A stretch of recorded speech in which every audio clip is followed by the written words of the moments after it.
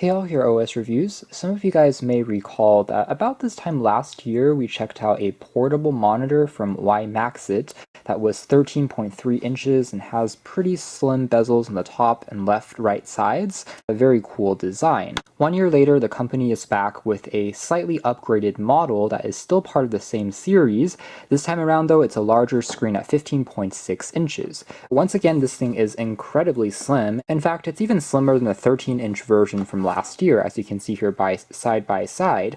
Although one thing is the previous generation model, the 13-inch, did have a full-sized HDMI port, versus the new one, because of how slim it is, it's adopted micro HDMI standard instead, although you can also use Type-C to input video if you have a Type-C compatible laptop or smartphone. Design is a little different in the sense that the folio, which comes included, doesn't extend all the way around it, but rather there is still a portion on the monitor here which contains the ports, which is revealed, and it's constructed out of aluminum alloy, so it feels very premium. It comes with built-in speakers, so it can play back audio if you connect it to, say, a smart TV box or something like that. Music can still come out.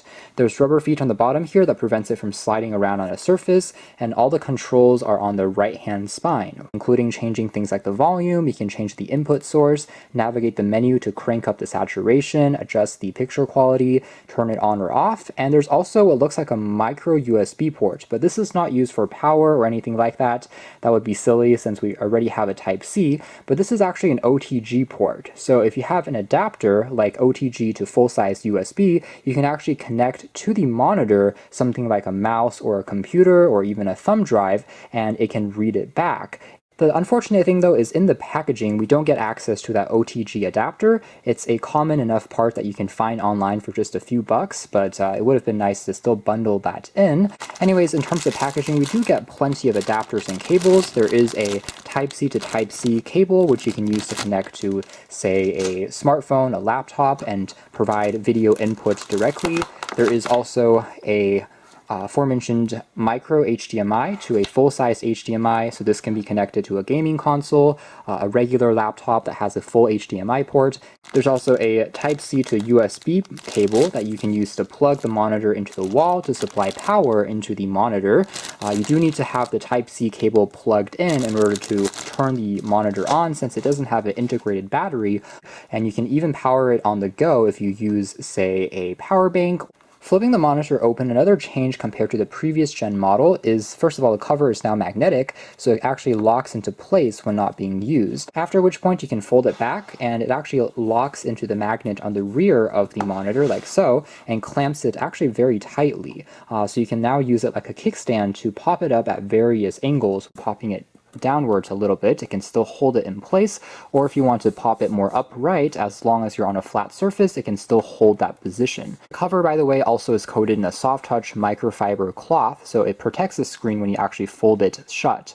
The other notable change is it's now a matte screen compared to glossy on the previous gen, which I actually like a lot. It doesn't attract fingerprints as easily and doesn't glare or reflect light that much either, so you can point it in the sun, you can use it outdoors, and the visibility is much improved. At the same time, this is still a touch monitor, so it supports up to 10 fingers for multi-touch, which we'll show you later on in this video, so you can interact with elements on the screen. Works great. It supports HDR, and the technical resolution is the same at Full HD or 1080p. Before we dive into a demo and talk about the performance, I'll also point out that 4K versions of these 15-inch monitors is also slowly coming to the market, but if you want to opt for that 4K Ultra HD, you'll have to pay about twice the price. So now we have the monitor turned on, we're plugged into a device that uses Windows, and again, the touch sensitivity is fully functional and very responsive. So certainly no complaints when it comes to seeing it at various angles. The colors don't become washed out,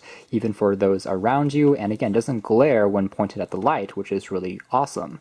And 100% brightness, it's pretty decent even if you are in areas with moderate sunlight pointing down at it for practicing things like presentations, watching videos, getting some work done, and whatnot. Speaking of, here's an example of what PowerPoint slides might look like on this display. It actually looks great. Text is extremely sharp, even smaller details. It supports multi-touch, so you can interact freely during your presentations.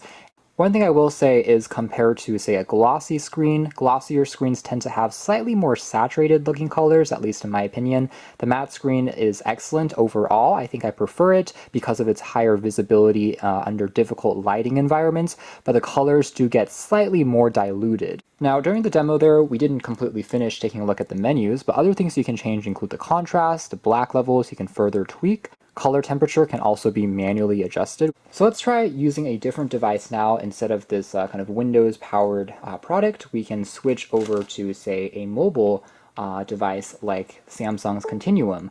And by the way, when you're connecting your device using Type-C, it also charges your phone or computer, so it supplies power through. There is a gaming mode, which for the most part seems like it just makes the saturation a little bit higher, but also turns down certain color. A movie mode, which cranks up the brightness and vibrancy, is even more colorful. There's a text reading mode, which dims the brightness automatically to make it easier on your eyes. And there's also a kind of cranked up HDR version, which really just almost blows out the highlights here, but makes it ultra saturated. The monitor is fully touch sensitive, so we are able to still control everything using our fingers and touch, and it works really well. As aforementioned, here's the multi-touch tester tool, and you can see 10 fingers in total are being recognized. And again, it's the size of a standard laptop screen, which is going to be quite comfortable, but at the same time not too heavy if you're taking it with you because of its very slim form factor. And let's just end by doing a quick demo of some video footage being displayed on here. Really is eye-popping, great for showing off photos, great for watching Netflix, YouTube, and videos in more comfort compared to our phone screens, which although they look great, they're still a little on the small side compared to something like this or a TV. So it's really a great way to still have portability, but definitely expand on the viewing experience. So looks great, colors are still very punchy and saturated. This is still the standard mode. It becomes even more so if you use the HDR or turn into one of the custom modes for further tweaking. So at the end of the day, I think that this is still a very solid choice to take a closer look at. Again, Wimaxit, they were one of the earlier companies to make affordable portable monitors, and their 13-inch model has been pretty popular. This is now their 15-inch monitor, which has the same design, which is very sleek and also offered at a rather affordable price. Quality of the screen is still quite good. So you can check out more details if you're interested in the links down below, but for now that's been our video, our hands-on review of the Wimaxit 15.6-inch portable monitor.